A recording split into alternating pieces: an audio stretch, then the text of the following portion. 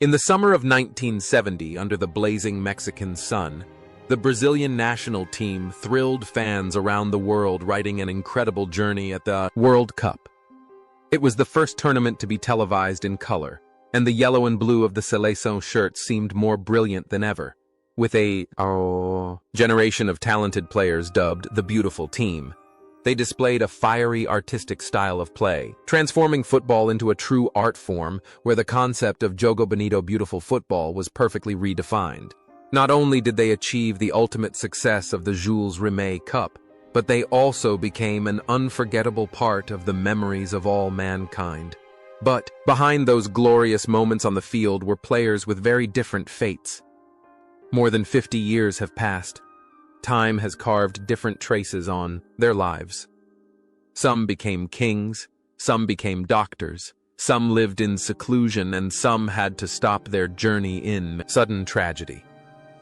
Let's look back at the ups and downs of the players who made up the soul of that golden generation.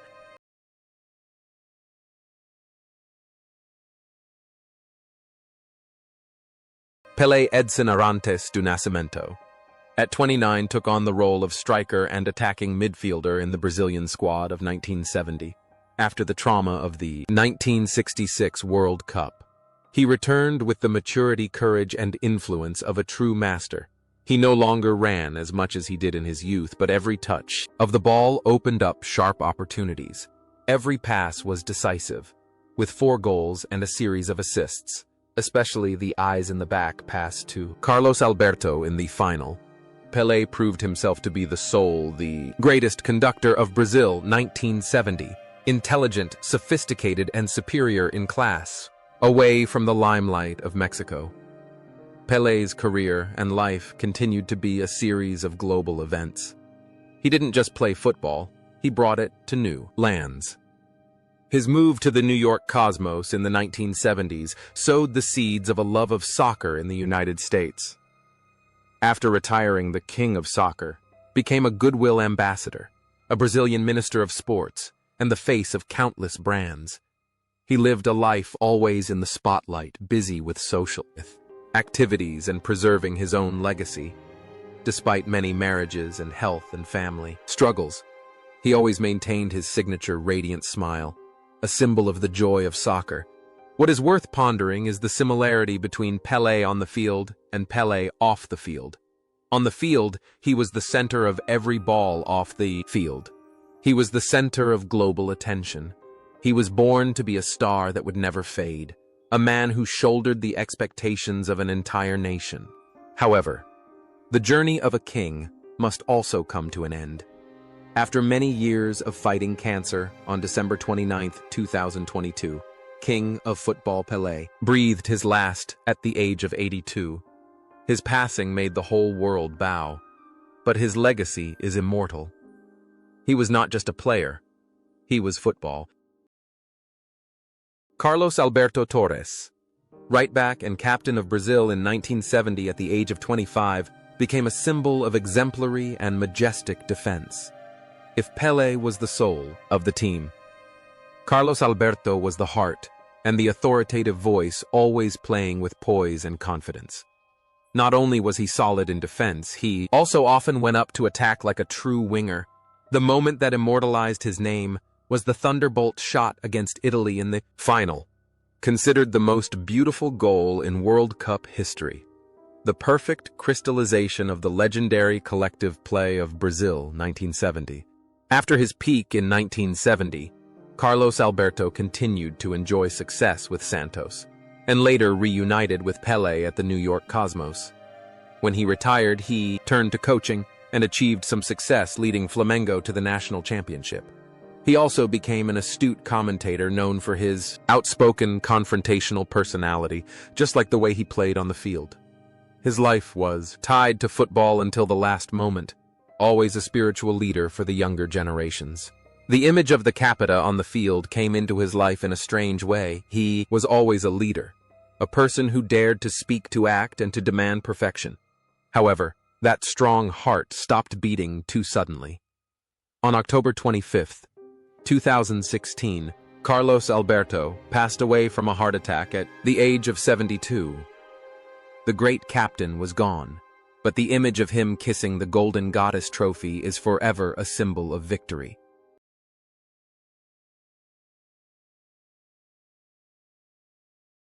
Jairzinho. Jair Ventura. Filho. At the age of 25, was a symbol of power and explosiveness in the Brazilian squad at the 1970 World Cup, nicknamed the Storm.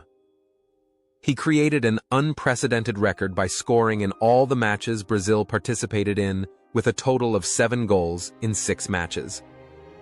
Possessing terrifying speed and abundant physical strength, Jairzinho was like a tank sweeping, the right wing constantly putting pressure and spreading terror to every opposing defense. After that tournament of his life, Jairzinho continued his adventures through many clubs in France, Venezuela, and Bolivia. After retiring, he made a contribution even greater than goals. It was his blue eyes that discovered the talent of alien Ronaldo de Lima when the boy was only 14 years old, opening a new era for Brazilian football. Jairzinho's life is quite quiet compared to his teammates. He focuses on youth training and sometimes appears at commemorative events. Between the pitch and life, Jairzinho is an interesting transition.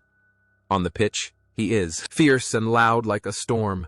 But off the pitch, he is a quiet teacher, quietly nurturing the future.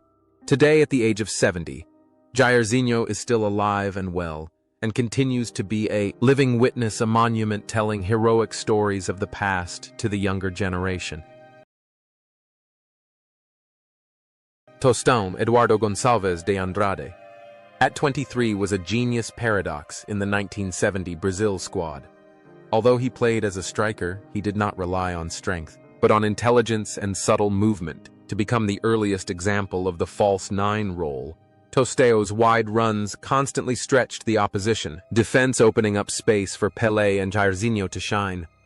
What made him even more remarkable was that he played the entire tournament, with one eye having just undergone surgery for a detached retina, accepting the risk of losing his sight to contribute to the national team. Tostão's tragedy and fortune came early. Just 3 years after his World Cup glory, at the age of 26, he was forced to retire due to a recurring eye injury. But this was when he wrote another extraordinary story. Tostão entered medical school, became a doctor, and lived in seclusion, rejecting all football limelight for decades. He later returned as one of Brazil's most insightful and intellectual football commentators and journalists. The connection between his role on the field and his life is clear. Wisdom on the field. He uses his mind to play football, and off the field he uses his mind to heal and write. Today, Tostão is enjoying his old age, respected not only as a football legend, but also as a great intellectual, a philosopher of football with a sharp pen.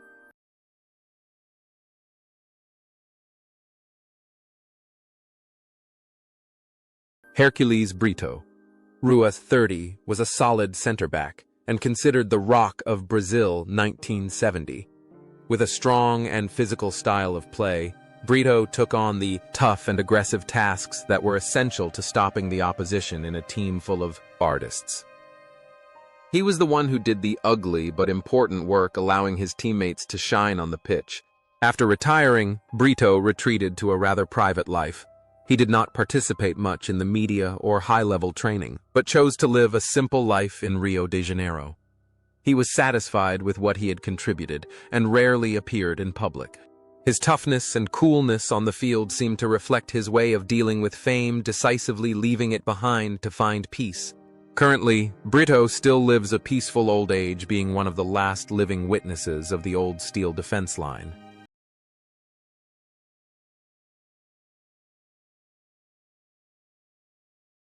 Paulo César Caju.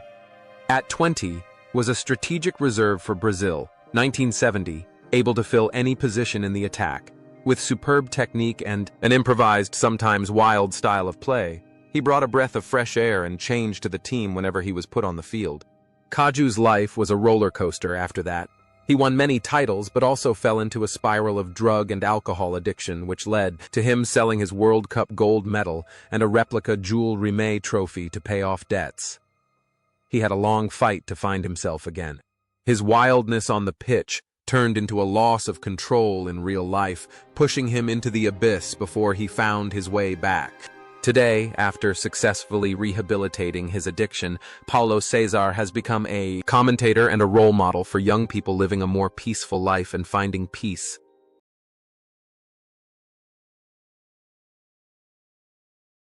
Zé Maria José. Maria Rodriguez Alves. At the age of 21, went to the 1970 World Cup as a backup to Captain Carlos Alberto. Possessing a strong physique and impressive demeanor, he was nicknamed Super Zé. Although he did not have much opportunity to show his talent at Mexico 70, because of the great shadow of the captain, Zé Maria was not discouraged, considering this experience a valuable lesson to hone himself.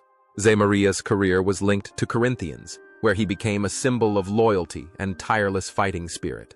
He was a key figure in the Corinthian democracy movement in the early 1980s, fighting together with Socrates for players' rights and the democratization of football during the dictatorship. This shows that Zé Maria was not just a winger, but a man with great ideas and social responsibility. The iron lungs tenacity and resilience on the pitch reflects a strong will in life. He is a man who always runs non-stop, whether to cross the ball or to fight for what is right. Currently, Zé Maria works at the Fundação Casa Prison, where he teaches football and character education to troubled youth. He continues to run on a new journey, the journey of sowing seeds of goodness. Edu Jonas, Eduardo Americo, at the age of 20, was a true prodigy of Brazilian football.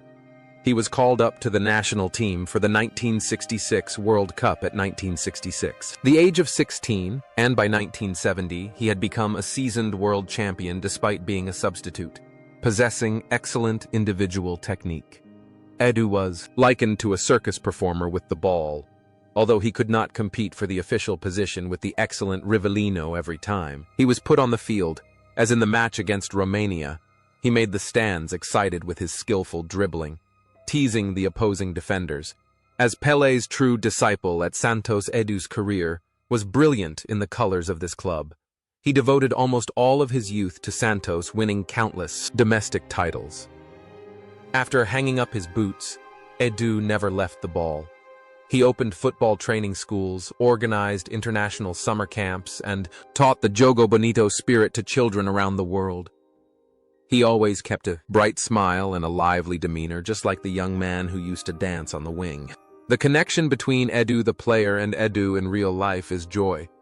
On the field, he plays football to find joy off the field. He uses football to bring joy to children. Today, Edu is still healthy and active. He regularly appears in charity matches for the Brazilian veterans team, and those magical legs seem to have no desire to rest. Joel Camargo, at 23, was a dashing center-back for Santos, distinguished by his poise, head held high, and rare use of rough tackles at the 1970 World Cup. He was a quality backup to the central defense pairing of Brito and Piazza.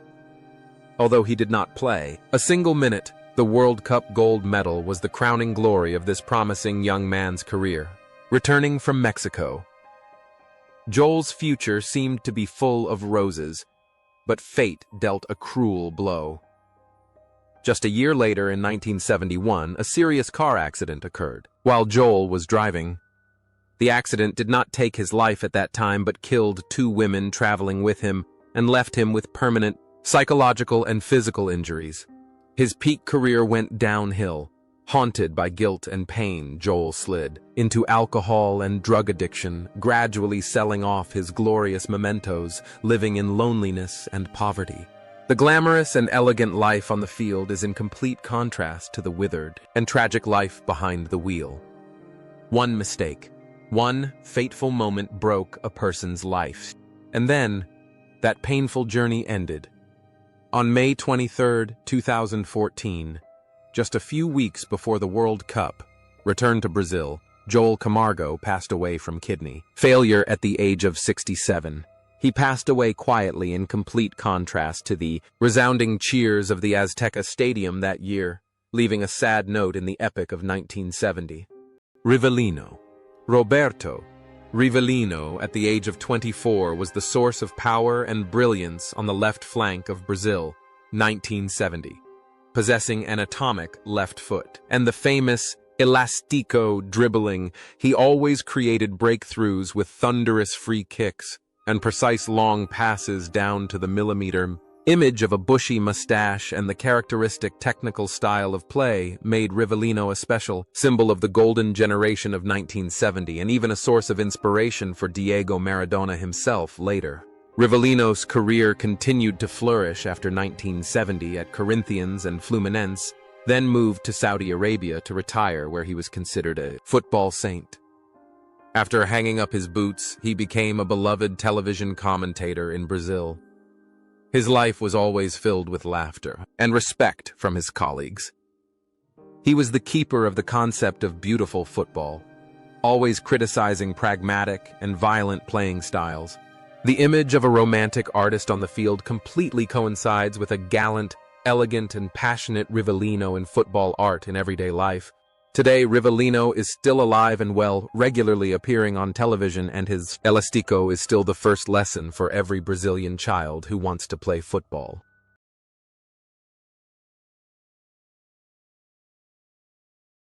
Felix Miele. Venerando at 32 was the quiet but extremely important goalkeeper of Brazil, 1970. Although often underestimated in a team full of attacking stars, Felix, with his slim physique but quick reflexes, made some amazing saves, most notably the one to block Lee's England header, keeping the team's spirit up. He was the silent stopper, taking the most pressure but still ensuring the safety of the whole team. After the World Cup, Felix was not as sought after as his teammates. He retired and lived a rather difficult life, working as a salesman and commercial director to make a living. He always carried sadness in his heart because he felt that his efforts were not recognized properly. However, he was still a devoted father and husband, living an honest and simple life. Felix's fate seems to be the opposite of the glory of the football field, a world champion struggling to make a living, a silent hero always fighting for recognition. But that struggle has stopped. Felix died on August 24, 2012 of emphysema. His passing, finally, made Brazilians recognize and honor the true value of the hands that once held the World Cup dream.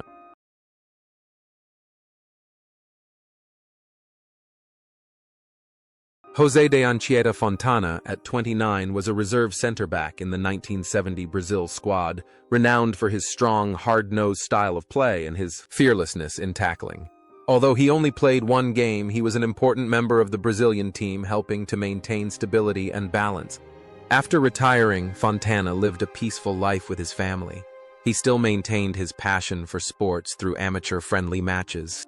But fate played a cruel trick on this steely defender. On September 9, 1980, during a fun football match with friends, Fontana collapsed from a heart attack and died at the age of 39. The Warrior's heart stopped beating, right on the place he loved most, the football field.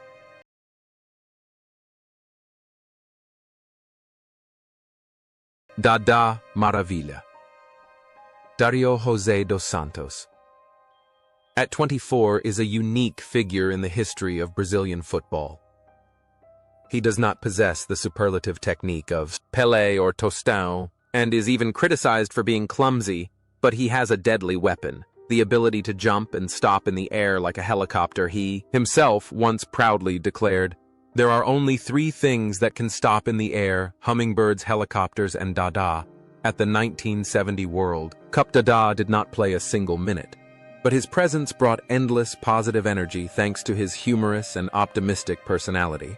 After the tournament, Dada became a legendary goal scorer for Atlético Mineiro and Brazilian football in general, scoring over 900 goals in his career. He was known for his outrageous statements, eccentric celebrations, and charming overconfidence. After retiring, Dada used his eloquence to become a TV commentator and in-demand entertainment star, turning his life into a comedy stage where he was a beloved main actor.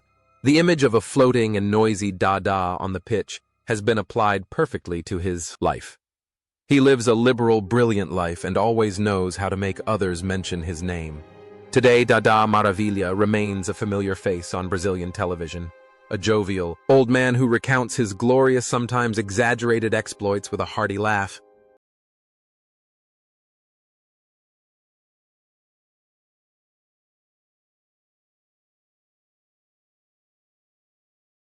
Everaldo Marques da Silva.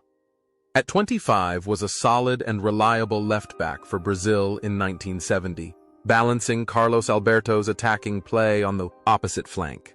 His style of play was simple yet fierce and extremely effective, providing stability to the defense. The golden star on the Grêmio club crest today is in honor of Everaldo, the club's first World Cup winner. Everaldo was at the peak of his career, considered the best left-back in Brazil at the time, and had begun his political career in an attempt to help the impoverished community in which he was born. His future seemed to be filled with promise of both sporting fame and social status. Solidity on the pitch promises a solid life. However, tragedy struck most brutally. On October 27, 1974, when his car was involved in a terrible accident, Everaldo died instantly along with his wife and daughter. He passed away at the age of 30, leaving behind a state of utter shock. The star was extinguished when he was at his most brilliant, leaving an inconsolable pain in the hearts of Grêmio and Brazilian fans. Ado Eduardo Roberto Stingen, at the age of 23, was the third goalkeeper of the Brazilian team at the 1970 World Cup. A young man from Corinthians with a handsome face and a modern style of ball catching. His call-up to the Seleção squad was an important recognition of his talent. Although he only played as a substitute and did not play, the experience gained from this historic trip was invaluable to Ado's career. After the World Cup, Ado continued to be a reliable stopper for Corinthians for several years. However, wrist and shoulder injuries did not last as long. As expected, he retired quite early and turned to business and education. Ado opened soccer schools in São Paulo, focusing on teaching life skills to children through sport. He chose a private life away from the controversies of the soccer world. The composure of a goalkeeper has helped Ado make steady moves in his post-football life. He has not let the past glory blind him, but has used it as a foundation to build his future.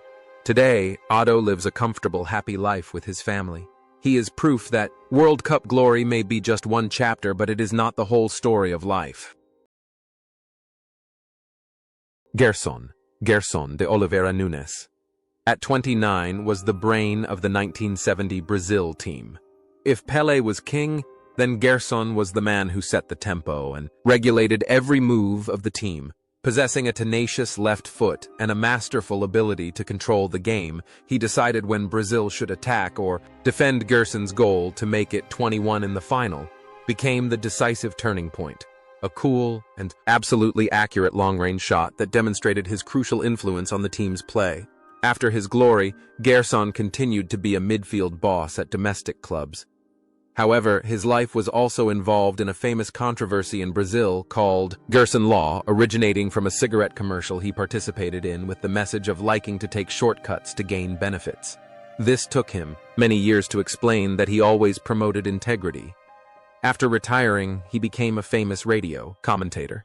His clear voice and straightforward personality still control the programs as he controlled the matches. A brain on the pitch and a sharp mouth on the radio. Gerson has always been one to control the game his own way. Currently, Gerson still lives in Rio de Janeiro, although his health has declined. With age, the fighting spirit and sharp thinking of the golden left foot have never faded. Roberto Miranda. Roberto Lopes de Miranda. At the age of 26 was the main striker in the qualifying campaign, scoring the top goal to help Brazil qualify for the 1970 World Cup.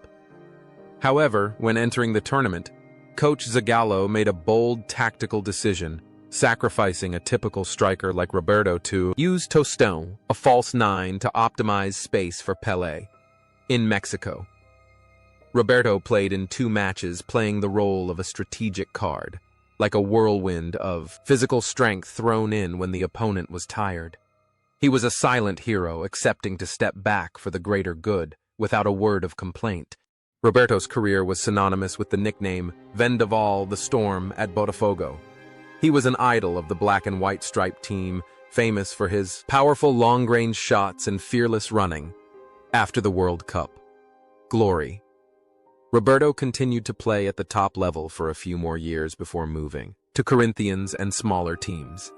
Unlike the noise of the football world, Roberto chose to retire peacefully. He worked for the government on social projects, helping drug addicts reintegrate into society, a job that required great patience and compassion.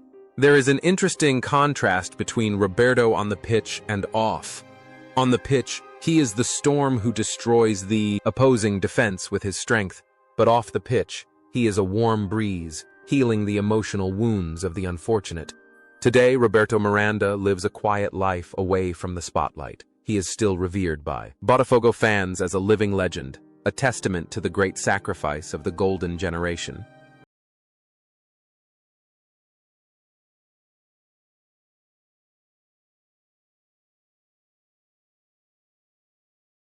Wilson Piazza, at 27, was a midfielder but sacrificed his position to play center-back at the 1970 World Cup for the good of the Brazilian team. His adaptability and sacrifice helped Brazil possess a solid defense that was also good at playing with the ball at the feet, becoming an effective starting point for attacks from home.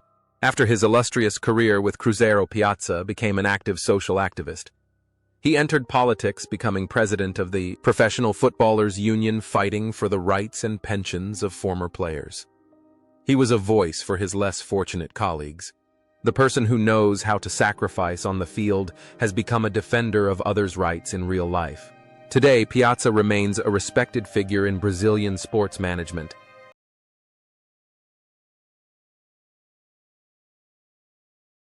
Clodoaldo Tavares de Santana, at 20, was the youngest player in the 1970 Brazil squad, acting as a quiet cleaner so that his seniors could shine. However, his moment of life was a spectacular dribble past 4 Italian players right in his own half, opening the way for the goal that sealed the 41st victory. This move was the perfect combination of defensive strength and samba-spirited improvisation, demonstrating the typical personality of Clodoaldo. Clodoaldo's entire career was spent at Santos. After retiring, he continued to contribute to the team in the roles of manager and technical director. He lived a stable life away from scandal and was respected as a gentleman of football. Clodoaldo's composure and sureness on the pitch at the age of 20 carried over into his life, a career and lifestyle that was solid, loyal, and trustworthy. Today, Clodoaldo remains a prominent figure in Santos, a symbol of loyalty and devotion. Emerson Leão, at 20, was Brazil's youngest goalkeeper and second choice behind Felix at the 1970 World Cup. Although he did not play a single minute in 1970, Mexico training with the legends helped to shape him into one of the greatest goalkeepers in Brazilian history. Leão was known for his fearless tackling style, cat-like reflexes, and fiery temper accompanied by iron discipline. After winning the World Cup, Leão became Brazil's #1 goalkeeper at the 1974 and 1978 World Cups. He became a legend at Palmeiras. But Leão's greatest legacy lies in his later coaching career. He led Santos, São Paulo, and the Brazilian national team. His coaching style was extremely militaristic, strict, and not afraid to clash with the stars. He was a man who demanded perfection and absolute professionalism, sometimes to the extreme. The latent fierceness of the young goalkeeper in 1970 exploded into a thorny personality in real life. Leão was always the one in charge, a difficult general who always wanted to control everything within his reach. Today, Leão has stepped away from the coaching bench, enjoying a rural life on his farm, but whenever he speaks out about Brazilian football, experts still listen with respect and a bit of reserve.